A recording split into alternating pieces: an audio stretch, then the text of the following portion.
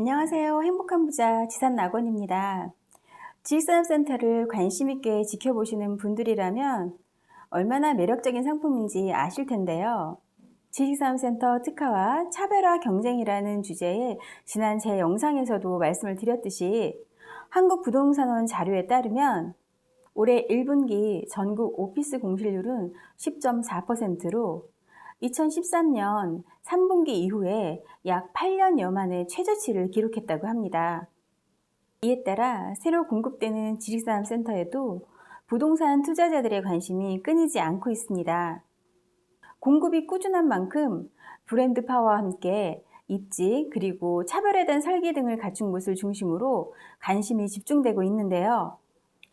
오늘은 지식산업센터 잘 고르는 방법과 또 좋은 호실 고르는 방법 등에 대해서 몇 가지 말씀드리려고 합니다. 지식산업센터는 현재 시설면에서도 나날이 업그레이드 되고 있습니다. 녹지 공간과 편의시설을 갖춘 대규모 지산들이 입주하면서 공장에서 오피스로 차별화를 시도하고 있는데요. 이 부분도 상품 경쟁력으로 작용하고 있는 추세이기도 합니다. 그렇다면 먼저 공실 리스크가 적고 수익률이 좋은 지식산업센터를 고르는 방법은 무엇인지 알아보도록 하겠습니다.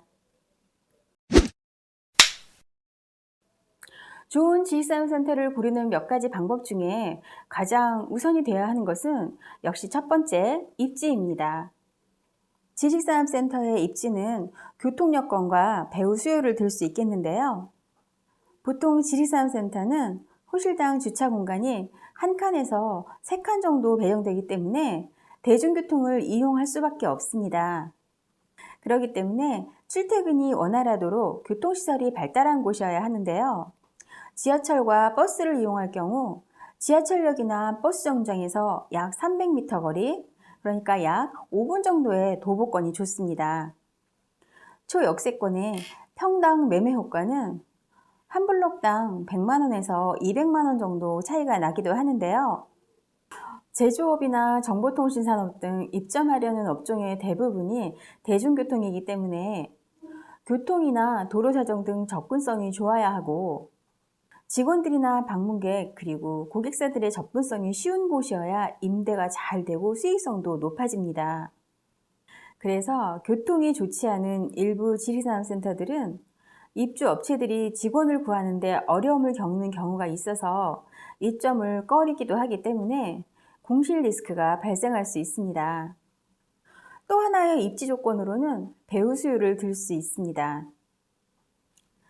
주변 인구나 공공주택의 입주가 얼마나 되어 있는지, 수요가 얼마나 있는지, 또는 일반 공장이 얼마나 산재되어 있는지, 그리고 앞으로 개발 가능성이 높은 지역이 인접해 있는지, 주변에 사업과 관련된 인프라가 잘 갖춰져 있는지에 대해서도 확인하여야 합니다. 나홀로 있는 곳은 주변 제반시설이 빈약하기 때문에 사업체들이 꺼리는 요인이 되기도 합니다. 입지가 좋은 곳은 수요가 많아서 임대료가 높게 책정되고 임대 수익률도 좋아지게 됩니다. 예를 들어 서울과 인접하여 서울의 인구가 넘어올 수 있는 지역의 지식산업센터라면 지난 영상에서도 소개해드렸듯이 향동지역 등을 들 수 있겠습니다. 주변에 입주할 수 있는 배후 수요와 향동지역 주변으로는 신도시의 개발 호재가 많이 있기 때문이기도 합니다. 두 번째, 건물 규모를 들 수 있겠는데요. 건물이 클수록 커뮤니티 공간 등 편의시설도 많고 쾌적한 데다 지역의 랜드마크 효과도 있는데요. 연면적이 클수록 허가나 사업기간 그리고 준공이 오래 걸리는 반면 그만큼 희소성이 있어 가치가 더 크다고 합니다. 그리고 세 번째, 브랜드화를 들 수 있습니다. 초기에는 중견 건설사로 오림이나 대룡, 에이스 등이 많이 시공을 하였지만 대형 건설사가 참여하면서 아파트처럼 브랜드화를 하기 시작하였는데요.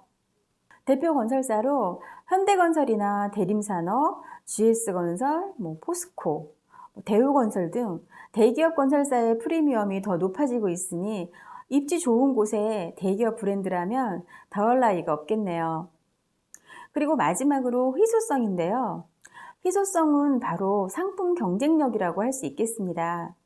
특별한 스펙을 가지고 있는 지식산업센터는 특정 면적이나 특정 기능의 희소성을 갖고 있는데요. 예를 들어 서울의 드라이브인이라든가 그리고 최초 분양으로 과천의 디테크타워, 광교의 에이스 광교타워 등 희소성이 있기 때문에 대부분 분양이 잘 되고 임대도 좋다고 합니다. 말씀드린 각각의 조건들이 다른 조건들과 함께 부합해야 더 좋은 결과를 가져올 수 있겠죠. 자, 이제 좋은 지식산업센터를 고르셨다면 좋은 호실을 고르는 방법도 알고 계시면 더 좋겠죠. 호실에 따라서 그 투자 가치가 상당히 달라질 수 있기 때문에 지식산업센터 호실을 고를 때는 여러모로 고려할 부분이 많습니다. 이 부분도 몇 가지로 나눠서 알아보겠습니다. 우선 첫 번째 방향인데요. 지식산업센터 또한 주거용에서 선호하는 남향을 선택하시는 경우가 많은데요.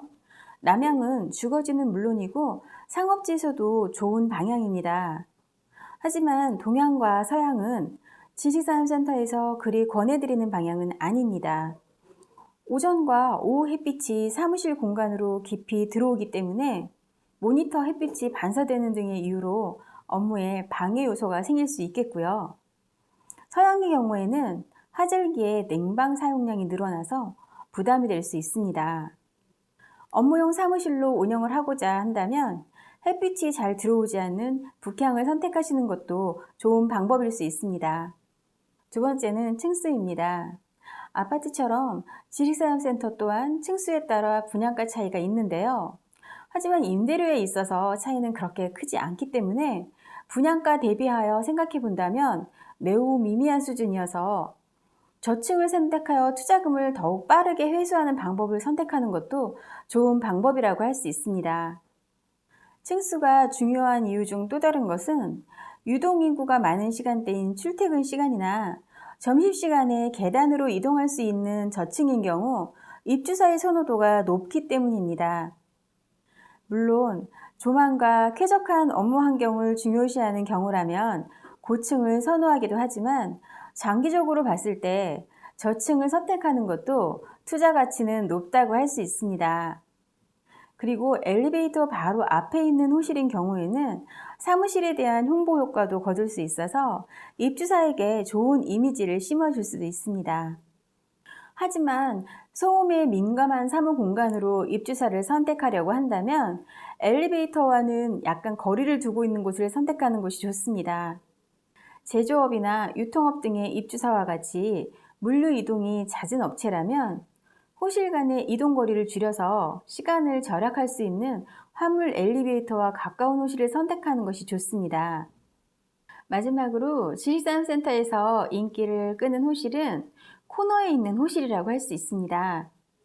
코너 호실 같은 경우 발코니를 더 사용할 수 있고 면적도 더 넓어지기 때문에 개방감도 있고 공간 활용 또한 더욱 효율적으로 할 수 있다는 장점이 있습니다. 코너 호실은 최근 묶음 분양이 진행되는 경우도 많고 빠르게 완판되는 만큼 발빠른 움직임이 필요합니다. 이렇게 좋은 호실 고르는 법에 대해서도 몇 가지 말씀드렸는데요. 어떻게 활용하느냐에 따라 선택하는 호실이 달라질 수 있어서 특별히 어떤 호실이 더 좋다고 말씀드리기는 어렵기 때문에 상황을 적정하게 체크하여 선택하시면 될 것 같습니다. 오늘은 좋은 지식산업센터와 또 좋은 호실을 고르는 법에 대해서 알아봤는데요. 공실 리스크가 적고 안정적인 수익률이 나올 수 있는 지식산업센터 옥석 가리기에 조금은 도움이 되셨으리라 생각합니다. 준비된 자에게 기회가 온다는 말이 있듯이 관심을 갖고 투자에 필요한 다양한 정보를 확인하고 준비해서 좋은 기회를 꼭 잡으시기 바랍니다. 감사합니다.